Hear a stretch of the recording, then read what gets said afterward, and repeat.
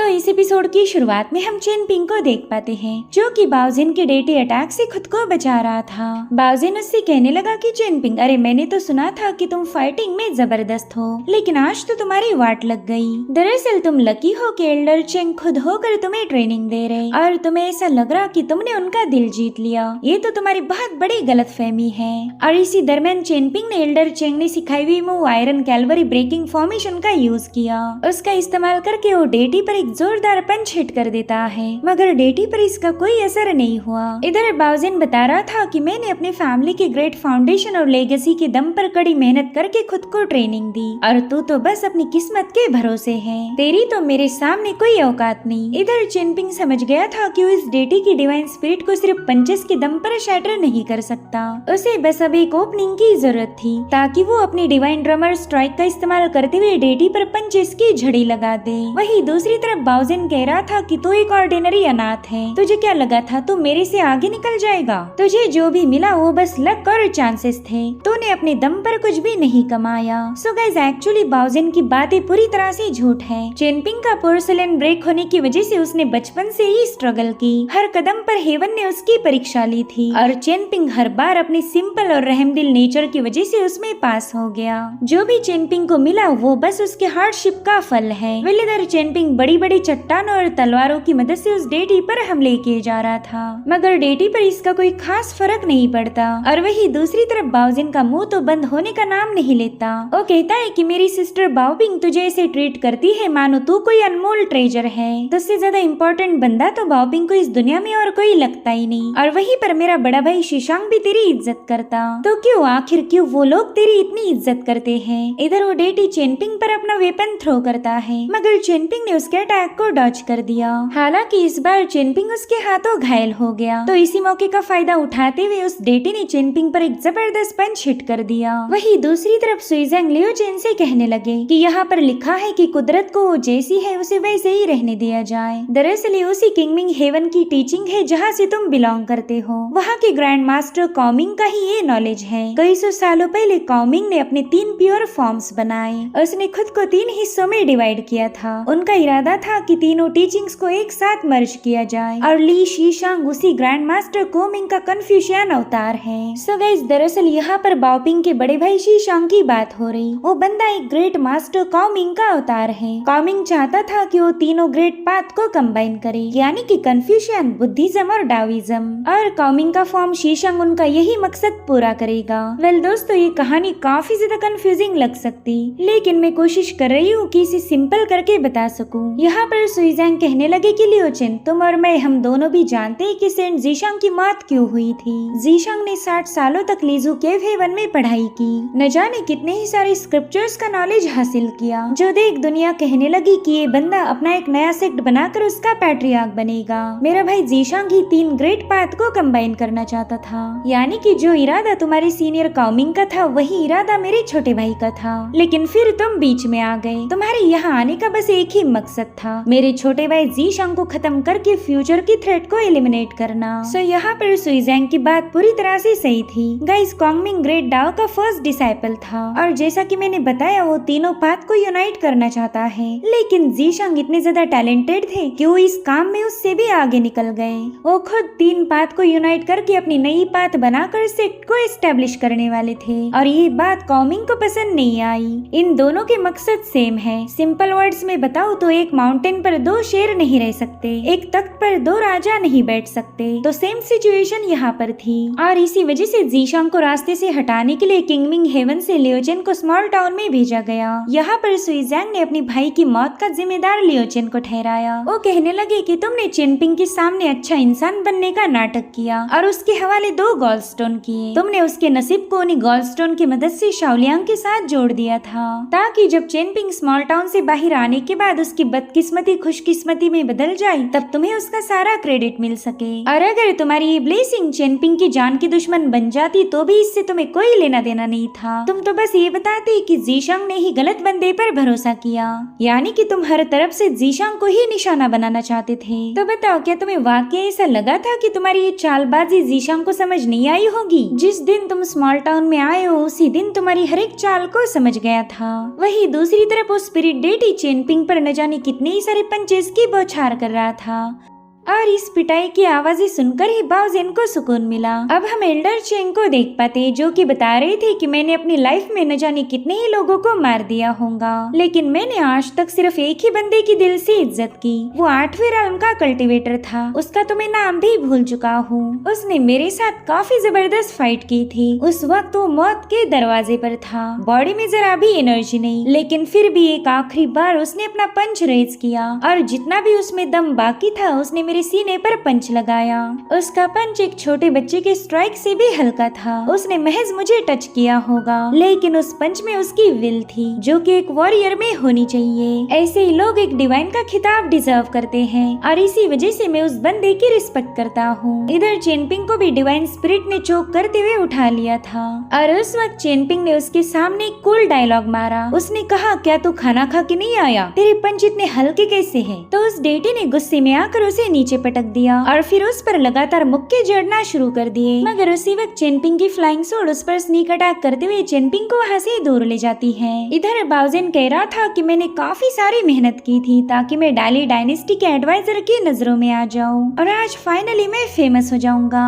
इधर उस spirit deity अपनी ब्लेड घसीटते हुए चेनपिंग को मारने आगे बढ़ रहा था। तभी चेनपिंग एल्डर चेंग ने कही हुई बातें दोहराने लगा। वो बता रहा था कि हमारे जैसे वॉरियर को अगर शिखर पर पहुंचना है तो कुत्ते जैसे जलील होना पड़ता।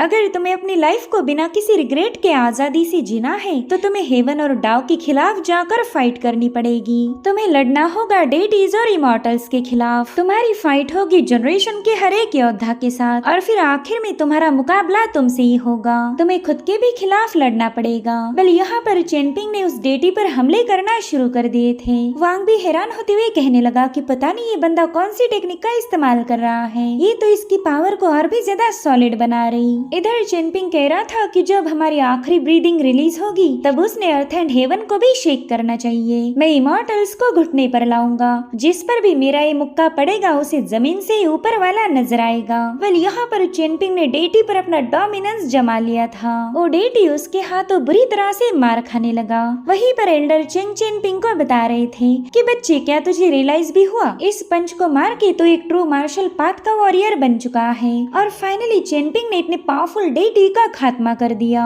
ये सब देखकर ही बाओजिन के तो पसीने छूट गए। वो डर के मारे कहने लगा कि आखिर ये कैसे हो गया? तू बस एक 3rd realm वाला मामूली सा कल्टीवेटर है, तो फिर तू डेटी स्पिरिट को मार कैसे पाया? देख, मुझे नहीं पता तूने कौन सी टेक्निक का यूज किया था, लेकिन तू मुझ पर हाथ नहीं उठा सकता, वरना मेरी लीफ फैमिली हमेशा के लिए तेरी दुश्मन बन जाएगी। मुझे मारने के बाद तू मेरी बहन बाओपिंग को क्या मुंह दिखाएगा? मगर चेनपिंग ने उसकी पिटाई लगाना शुरू कर दी। इतना ही नहीं, वो उसे मिट्टी खिलाते हुए पूछ रहा था कि बता अब कैसे लग रहा? जो बकवास तू मेरे बारे में इतनी देर से कर रहा था मैं उसे दोबारा से सुनना चाहता हूँ। वेल ये सब देखकर ही बाओजिन काफी ज्यादा पैनिक हो गया। वो चेनपिंग से कहता है कि अगर अब तूने मुझ पर हाथ उठाया है तो मैं चाहता हूँ कि तू मुझे खत्म कर दे।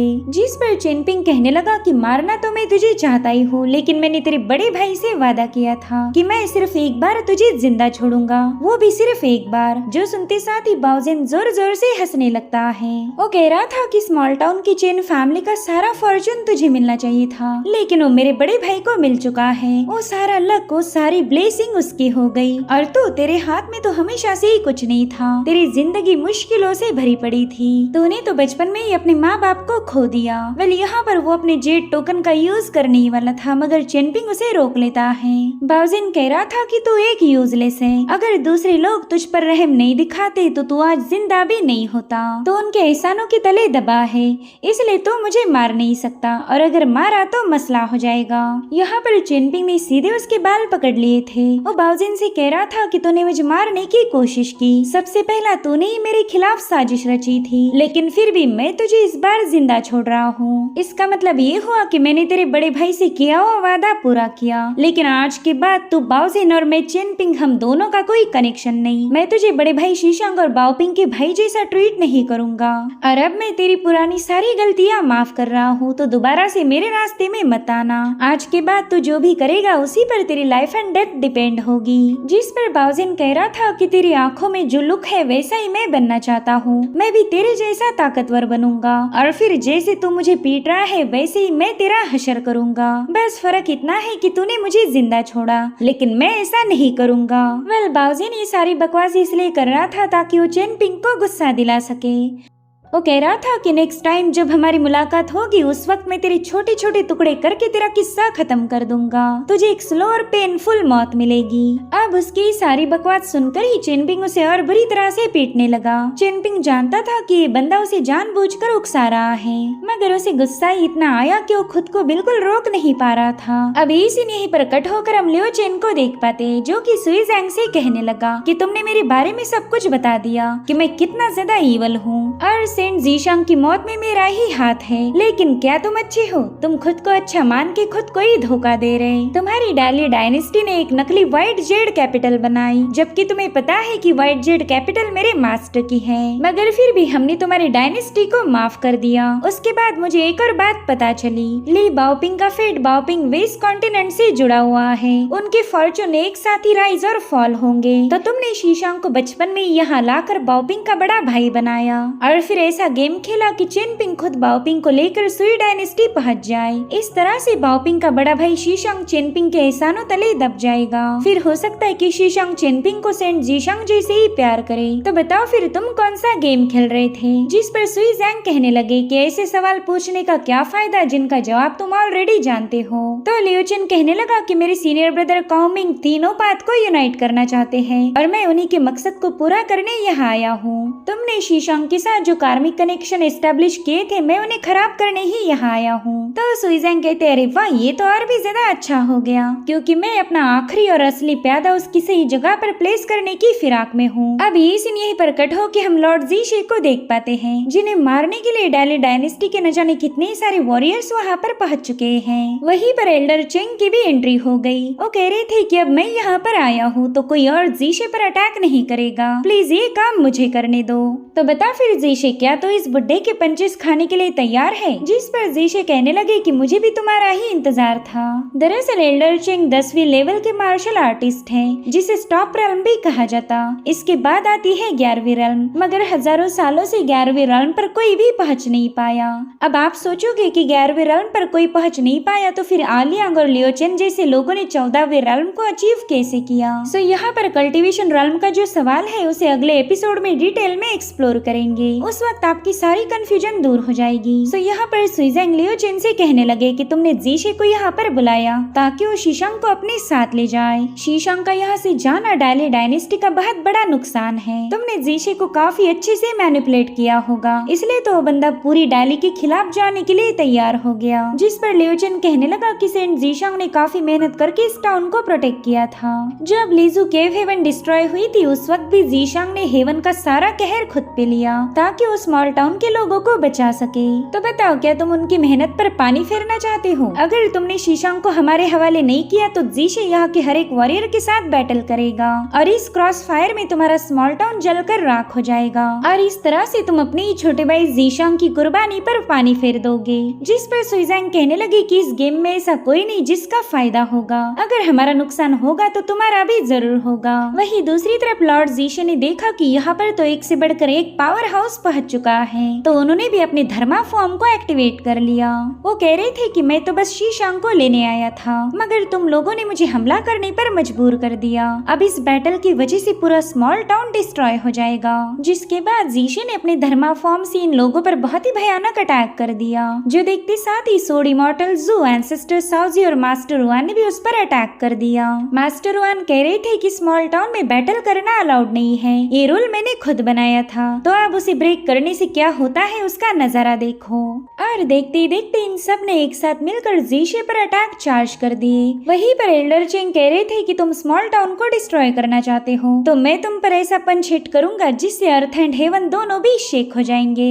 और फिर एल्डर चेंग भी अपनी ची पावर को रिलीज कर देते हैं और अब हमें थोड़ी देर बाद का नजारा दिखाया गया। पूरा स्मॉल टाउन आग की लपटों में था। इन वॉरियर्स की बैटल में हुई क्रॉस फायर आज स्मॉल टाउन को निगलने की कगार पर है। सो गाइस, वैसे तो हर एक कहानी की शुरुआत किसी हीरो, एम्परर या फिर डिवाइन फिगर से होती है, मगर सोर्ड ऑफ कमिंग की कहानी एक छोटे से टाउन पर निर्भर करती। भले ही चेनपिंग इस कहानी का हीरो होगा, लेकिन असली हीरो तो स्मॉल टाउन है। यहाँ की मिस्ट्रीज, किस्मत और बदकिस्मती का खेल इस दुनिया के पावरफुल फिगर्स को इन्फ्लुएंस करता आ रहा और आज इस कहानी का मेन हीरो ही जल रहा था। अगर स्मॉल टाउन डिस्ट्रॉय हुआ तो इसके साथ यहाँ का हर एक लाइफ बाउंड पोर्सेलेन भी खत्म हो जाएगा। इस टाउन के सीने में दफन फॉर्चून बेकार हो जाएगा और तभी हम यहाँ पर शीशांग को देख पाते हैं।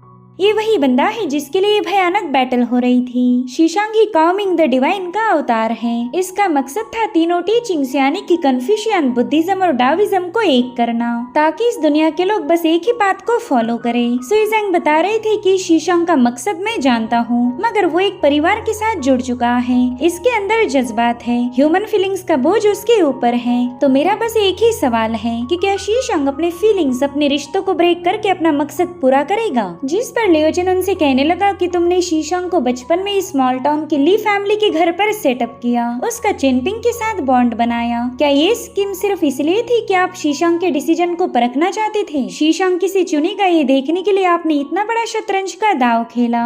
जिस पर सुइजेंग कहने लगे कि तुम किंगमिंग हेवन से बिलोंग करते हो। तुम्हारा सीनियर काओमिंग अपने लक्ष्य को पूरा करने के लिए शीशांग को बनाता है ताकि तीनों पाथ के यूनिफिकेशन का क्रेडिट काओमिंग को मिल जाए। तुम्हारे उसी भाई की वजह से मेरा छोटा भाई जीशांग मारा गया। सो अगर तुम्हारा भाई इतनी बड़ी चालबाजी कर सकता है, इतना गिर सकता है, तो भला मैं ऐसा क्यों नहीं कर सकता? तुम्हारे किंगमिंग हेवन ने मेरे भाई जीशांग को जबरदस्ती अपने गेम में घसीट कर उसे मार दिया, तो उसके बदले में मैंने सिर्फ तुम्हारे भाई काओमिंग के अवतार शीशांग को अपने शतरंज का प्यादा बना दिया। जो तुमने किया वही मैंने किया। तुमने मेरे भाई जीशांग को हेवन के हाथों खत्म करवा दिया, तो मैंने भी तुम्हारे भाई को मैनिपुलेट करके उस पर कार्मिक बोझ डाल दिया। और अब हम शीशांग को देख पाते जो कि जलते हुए स्मॉल टाउन को देखकर कहने लगा कि सबका जिम्मेदार मैं हूँ, ये सब मेरी ही वजह से किया जा रहा, तो मैं ही इसे ठीक करूंगा। मुझे वो दिन याद है जब मेरे मास्टर यानी कि डाओ एंसेस्टर एक ऑक्स पर बैठकर मेरे पास आए थे। उन्होंने मुझे बताया कि डाओ की पाथ सिर्फ एक ही सिंगल थॉट पर एग्जिस्ट करती है और वो थॉट मैं तय कर चुका हूँ। जिसके बाद शीशांग ने अपनी पावर्स को रिलीज करना शुरू कर दिया, जो कि पूरे स्मॉल टाउन में फैल गई। उसने कुछ ही पलों में स्मॉल टाउन की आग को बुझा दिया। अब हमें वो पल दिखाए जाते जब शीशांग ने बाओ जेन को बताया था कि चेनपिंग पर अटैक ना करे और ना ही दोबारा कभी चेनपिंग के खिलाफ कोई साजिश होनी चाहिए, मगर बाओ जेन ने उसकी बात नहीं मानी। तो शीशांग ने कहा कि इस दुनिया में ज्यादा स्मार्ट लोग होना अच्छी बात नहीं हो सकती। यही स्मार्ट लोग दुनिया को तबाही के कगार तक पहुंचा देते हैं। और उतने में सेंट जीशांग की सोल उससे मिलने पहुंच गई। उन्होंने शीशांग के सामने अपना सिर झुकाकर उसे रिस्पेक्ट दी थी। वो जानते भी थे कि शीशांग ही काओमिंग का अवतार है और इसी शीशांग का मकसद पूरा करने के लिए उन्हें मार दिया गया। मगर फिर भी इन दोनों में कोई दुश्मनी नहीं थी। इन दोनों ने एक दूसरे के सामने सिर झुकाया क्योंकि ये दोनों भी स्कॉलर्स है और इनका स्कॉलरली बॉन्ड इतना डीप था कि डेथ भी इसे सीवियर नहीं कर पाई। यहाँ पर शीशांग ने अपने पावर्स को रिलीज कर दिया। उसके हाथ में लोकस्ट लीफ था जो कि स्मॉल टाउन के एंसेस्ट्रल ट्री से बिलोंग करता है। इस पत्ते के पास होने का मतलब है फॉर्चून, लेकिन शीशांग ने फॉर्चून को गिव अप किया। जो देख लियोजन कहने लगा कि शीशांग को स्मॉल टाउन से जो भी मिला था वो उसने वापस कर दिया। क्या अपने फॉर्चून को गिव अप करना इतना आसान हो सकता है? वहीं पर शीशांग अपनी सीनियर को याद करते हुए कहने लगा कि हमारे दिल पर जो बोझ है उसे हटा देना चाहिए। और ये देखकर ही सुइजेंग को सुकून मिला। वो कहते हैं कि मैंने शीशांग पर बेट लगाई थी और शीशांग ने वही किया जिसकी मुझे उम्मीद थी। मुझे यकीन था कि वो अपने जज्बातों की कदर करके स्मॉल टाउन को डिस्ट्रॉय होने से बचा लेगा।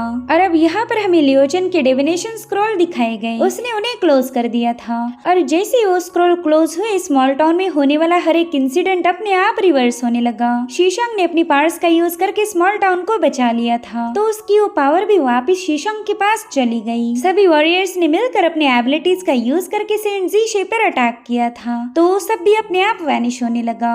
यानी कि हर एक चीज वापस जा चुकी है। लियोजन ने अपने आर्टिफैक्ट का यूज करके समय को पीछे ढकेल दिया था। वो कहने लगा कि अगर हमारी डील नहीं हुई तो यहाँ पर पर जो चल रहा था वही होगा। ये सभी कल्टीवेटर्स जीशे को मारने के चक्कर में स्मॉल टाउन को तबाह करेंगे और शीशांग स्मॉल टाउन को बचाने की खातिर अपने ब्लेसिंग वापस कर देगा। तो ये सब करने से कोई फायदा नहीं होने वाला, इसमें तुम्हारा भी नुकसान है और मेरा भी। तो क्यों ना एक बार फिर से डील की जाए। इधर चेनपिंग अभी भी बाओजिन की कुटाई लगा रहा था और बाओजिन वही बातें बोल रहा था कि मैं तेरे टुकड़े टुकड़े कर दूंगा, तुझे कुत्ते की मौत मारूंगा। यहाँ पर चेनपिंग अपने फाइनल पंच से उसका काम तमाम करने ही वाला था, मगर उसने खुद को जैसे तैसे रोक लिया। वो कह रहा था कि शुक्र मना मैं तेरे भाई की इज्जत करता हूँ, इसलिए इस बार मैंने तुझे जिंदा छोड़ दिया, लेकिन अगली बार ऐसा नहीं होगा। जब तो नेक्स्ट टाइम मेरे सामने आएगा उस वक्त मैं तुझे ऐसी भयानक मौत दूंगा कि देखने वाले की रूह कांप जाए। और अब चेनपिंग उसे छोड़ देता है। तब तक शीशांग भी वहाँ पर पहुँच चुका था। वो चेनपिंग से कहने लगा कि तुमने सिर्फ मेरे खातिर इसे जिंदा छोड़ दिया, मैं इसके लिए तुम्हारा हमेशा शुक्रगुजार रहूंगा। और अब वांग बाओजिन को उठाकर वहाँ से रवाना हो गया। शीशांग और चेनपिंग अब आमने सामने थे। यहाँ पर शीशांग चेनपिंग को बताने लगा कि कुछ चीजें ऐसी हुई कि मैं भी उन्हें कंट्रोल नहीं कर पाया। दरअसल मैं खुद को ही पहचान नहीं पाया था। मैं बचपन में ही सोचता था कि आखिर मैं हूँ कौन, मेरी असली पहचान क्या है। और आज मुझे मेरे सारे सवालों के जवाब मिल गए। जब हमारे स्मॉल टाउन पर मौजूद लीजू केव हेवन डिस्ट्रॉय हुई थी, उस वक्त स्मॉल टाउन का कोई भी बंदा ची पावर को एब्जॉर्ब नहीं कर पाया, मगर मैंने तो कल्टीवेशन में ब्रेक थ्रू कर लिया। उसी वक्त मुझे फील हुआ कि मुझ में कुछ तो ऐसा है जिसे मैं समझ नहीं पा रहा। एक्चुअली हमारे स्मॉल टाउन की चेन फैमिली कम्प्लीटली डिस्ट्रॉय हुई थी। तुम अकेले ही चेन क्लैन के वारिस थे, तो स्मॉल टाउन में तुम्हारी चेन फैमिली का जो भी फॉर्चून था वो तुम्हें ही मिलना चाहिए, मगर तुम्हारी पोर्सलिन बचपन में ही ब्रेक हो गई और उस वजह से वो सारा फॉर्चून मुझे मिल गया। यानी कि किसी ने जानबूझकर तुम्हारी लाइफ बाउंड पोर्सलिन को ब्रेक किया। अब मैं नहीं जानता कि ये काम किसने किया था, लेकिन मैं इतना तो जानता हूँ कि जो फॉर्चून मुझे मिला वो मेरा कभी था ही नहीं। भले ही मैं चेन फैमिली का मेंबर हूँ, लेकिन मैं स्मॉल टाउन में पैदा नहीं हुआ था। मुझे तो यहाँ पर लाया गया ताकि तुम्हारा फॉर्चून मुझे मिल जाए। और अब सच्चाई जानने के बाद मैं ये बात बिल्कुल बर्दाश्त नहीं कर पा रहा कि मैं किसी और के फॉर्चून का यूज करूँ। देखो ये वुडन पिच टैलिस्मान मेरे लिए काफी ज्यादा इम्पोर्टेंट है। इसी के जरिए मुझे वो डाओ फाउंडेशन मिली जो कि असल में तुम्हारी थी। तो मैं इस डाओ फाउंडेशन को तुम्हारे हवाले करना चाहता हूँ। इसके जरिए मैं तुम्हारा सारा फॉर्चून तुम्हें वापस लौटा दूंगा। यही एक राइचियस वे है, तो प्लीज इसे एक्सेप्ट करो। मगर चेनपिंग ने उस टोकन को लेने से मना कर दिया। वो कह रहा था कि बड़े भाई मैं आपसे फॉर्चून वापस नहीं ले सकता, और सच बताओ तो मुझे कोई पछतावा भी नहीं हो रहा कि मेरा फॉर्चून आपको मिल गया। अगर ये फॉर्चून मेरे पास होता तो शायद मैं वो नहीं बन पाता जो कि मैं आज हूँ। अभी थोड़ी देर पहले मैं बाओजिन को खत्म करने के एकदम करीब था। इस लाइफ में मैंने एक ही लॉन्ग जर्नी की थी और उसी में मैंने काफी कुछ देखा और रियलाइज किया। मैं समझ चुका हूँ कि इस दुनिया में बहुत कुछ गलत हो रहा। जब हम सुई डायनेस्टी जा रहे थे तब रास्ते में न जाने कितनी ही बार हम पर जानलेवा अटैक किए गए, चाहे फिर वो दिल्ली के एम्प्रेस ने किए हो या फिर सुई डायनेस्टी के लोगों ने। मैं उस वक्त उन सभी को खत्म करना चाहता था, लेकिन बाओपिंग और मेरे दोस्त साथ होने की वजह से मैंने खुद को रोक लिया, इवन लोगों को जिंदा छोड़ दिया। जिस पर शीशांग कह रहा था कि तुम्हें खुद पर प्राउड होना चाहिए कि तुमने अपने गुस्से को काबू में रखा। तो चेनपिंग कहता है कि मैं तो बचपन से यही सोचता आया कि मेरे पेरेंट्स अच्छे लोग थे, मेरे दोस्त अच्छे हैं, सेंट जीशांग रहमदिल और नेक थे, तो मैं भी उन्हीं जैसा बनना चाहता हूँ। लेकिन कहीं ना कहीं मुझे ऐसा लगता है कि मैं सेंट जीशांग जितना रहमदिल नहीं बन पाऊंगा। अगर आपके वादे को निभाना नहीं होता तो बाओजिन थोड़ी देर पहले ही मेरे हाथों मारा जाता, और मुझे डर है कि कहीं मेरा ऐसा बर्ताव मेरे सेंट जीशांग को डिसअपॉइंट न कर दे। उन्होंने मुझ पर भरोसा किया था और मैं किसी भी कीमत पर उनके भरोसे को तोड़ना नहीं चाहता। उसकी ये सारी बातें सुनकर शीशांग कहता है कि तुम एक इंसान हो। गुस्सा, लालच, अहंकार ये इंसानी दिलों में बचपन से ही पाया जाता, मगर इसके बावजूद भी तुमने हमेशा अच्छाई पर फोकस किया। सामने वाला तुम्हें कितना ही जलील करे, तुम पर अत्याचार करे, मगर तुम हमेशा अच्छाई को चुनते आए हो। बुराई पर अच्छाई को चुनना, बार बार लगातार हर दिन बस अच्छाई का साथ देना एक इंसान के लिए बिल्कुल भी पॉसिबल नहीं। तुम्हें चाहे किसी पर भी कितना ही गुस्सा क्यों ना आए, तुमने हमेशा अच्छाई का दामन थाम के रखा। क्या तुम्हें पता है ये सब कौन कर सकता? हमारे कन्फ्यूशन के सेजेस ही ऐसा बर्ताव कर सकते हैं। वो लोग खुद के एक्शन को एकांत में स्टडी करते हैं और फिर खुद को मास्टर बनाते। और तुम तो अभी से एक सेंट जैसा बर्ताव कर रहे हो, इसलिए ऐसा मत सोचना कि तुम सेंट जीशांग को डिसअपॉइंट करोगे। देखो, इस दुनिया के प्रिंसिपल पेपर्स पर लिखे हैं और हम दोनों भी इस दुनिया को एक्सप्लोर करने वाले। उस वक्त तुम समझ जाओगे कि इस दुनिया को अच्छाई और बुराई से कोई लेना देना नहीं। तुम एक अच्छे इंसान हो, इससे उन्हें कोई फर्क नहीं पड़ेगा और ना ही तुम्हारी बुराई से। तुम जब ये सब देखोगे और उसके बावजूद भी बुराई के खिलाफ अपना पंच रेज करोगे, उस वक्त समझ जाना कि तुमने खुद को क्लियरली पहचान लिया है। इधर जीशी दोबारा से सोड इमॉर्टल जू से वही सवाल पूछ रहे थे कि क्या तुम वाकई मुझ पर अटैक करना चाहते हो। और दोस्तों, जब ये जू उन पर अटैक करेगा तब क्या होगा, ये सब हम ऑलरेडी देख चुके हैं। और यहाँ पर जू ने बताने लगा कि मैंने 60 सालों में एक बार भी अपनी फुल सोल स्ट्राइक को हिट नहीं किया। मैंने हमेशा खुद को काबू में रखा, लेकिन आज वो बांध टूट रहा है। तो हेवनली लॉर्ड जीशे, प्लीज मेरी सोल स्ट्राइक को रिसीव कीजिए। सो यहाँ पर ये तीनों भी फाइटिंग करने पर उतर आए थे, मगर उतने में उन्हें एक परिंदे ने रोक लिया। वो कह रहा था कि बस बहुत हुआ। अब उस आवाज को सुनते साथ ही जीशे ने ग्रैंड मास्टर कह के उसे ग्रीट किया और तभी उस परिंदे से आवाज आई कि इस दुनिया में शांति कायम रखने से ही प्रॉस्पेरिटी बनी रहेगी। सिर्फ किलिंग और बैटल चलती रही तो हर तरफ बस तबाही मचेगी। इसलिए मैं तुम तीनों को बता रहा हूँ कि बेवजह फाइट मत करो। सब उस परिंदे के कहने पर ही तीनों भी शांत हो गए, क्योंकि उस बर्ड के जरिए जीशे के ग्रैंड मास्टर ने उनसे बात की थी। और अब यहाँ पर जीशे कहते हैं कि शायद मेरी सिंसियरिटी में कमी आ गई, जो मैं यहाँ आकर जबरदस्ती डील करना चाहता था।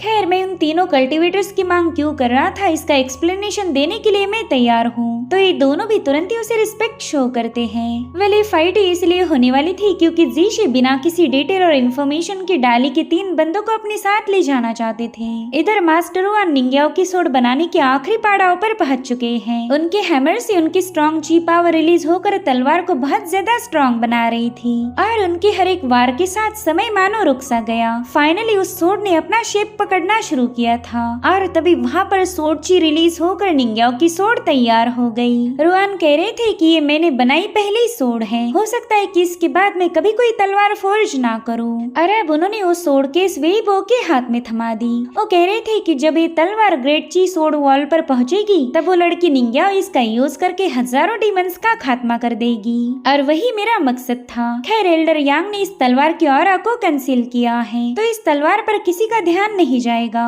तभी शुई कहती, फादर ये तलवार काफी ज्यादा पावरफुल है, तो क्या आपको पूरा यकीन है कि इसकी वजह से कोई गड़बड़ी नहीं होगी। तो रुआन बताने लगी कि जब तक ये तलवार सील्ड है तब तक इसकी असली पावर का अंदाजा किसी को भी नहीं लगने वाला, लेकिन अगर ढेर सारे डीमंस इसके सामने आ जाए तो ये तलवार खुद होकर ही खुद की पावर्स को रिवील कर सकती है। इसलिए चेनपिंग को बता दो कि उसने अपने सफर में काफी ज्यादा केयरफुल रहना पड़ेगा। सब शियो तलवार लेकर वहाँ से निकल पड़ी। मास्टर रुआन दिल ही दिल में अपनी बेटी के लिए नाराज थे। वो सोचते कि चेनपिंग अब ग्रेट सोड वॉल की तरफ निकल पड़ा है, वो अपने कर्मा के रास्ते को फॉलो करेगा और तुम हमेशा उसके लिए परेशान रहोगी।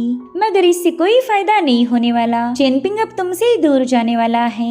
इधर चेनपिंग भी अपने सफर के लिए तैयार हो गया। वो शाओटोंग को बता रहा था कि मेरे वापिस आने तक तुम लोग मन लगाकर प्रैक्टिस करना, बेवजह किसी के सामने मुंह की पेटी मत खोलो। तुम्हें तो पता ही है कि तुम उसी बंदे के मुंह लगते हो जो तुमसे 1000 गुना ज्यादा पावरफुल है। वैसे मैंने माउंटेन गॉड वीप और एल्डर चिंग से बात कर ली है, ये लोग तुम्हारी मदद करेंगे, इसलिए यहाँ पर कोई दिक्कत नहीं होने वाली। मगर शाओटोंग इतना नाराज था कि वो चेनपिंग से कोई बात नहीं करता। वहीं पर फायर पाइथन उसे रोते हुए कहने लगी कि मास्टर आप बिल्कुल फिक्र मत कीजिए, मैं हमारे घर का और इस शाओटोंग का ख्याल रखूंगी। तो चेनपिंग उसकी आंखें पोंछते हुए कह रहा था कि मैं जल्दी से वापस आ जाऊंगा। वहीं पर शुई कहती कि निंग्याओ को मेरी तरफ से हाय बोल देना। यहाँ पर शुई काफी ज्यादा नाराज थी। वो चेनपिंग को लाइक करती है तो उसे हर्ट हो रहा था कि चेनपिंग निंग्याओ के पास जा रहा, मगर फीलिंग्स को सप्रेस करना तो कोई शुई से सीख ले। तभी वे वो चेनपिंग से कहते कि क्यों ना तुम एल्डर चेंग से मिल के आओ, मगर उसने वहीं से उनके सामने रिस्पेक्ट पेश की। दरअसल चेनपिंग गुड बाय बोलने में बिल्कुल भी अच्छा नहीं था। वहीं पर एल्डर चेंग कह रहे थे कि चलो लियो चेन इस टाउन में आ ही गया तो क्यों ना उसके साथ पंचेस को एक्सचेंज किया जाए, और मैं अच्छे से जानता हूँ कि लियो चेन भी यही चाहता है। इसी के साथ एपिसोड यहीं पर एंड हो जाता है। Thank you so much for watching, bye bye, take care.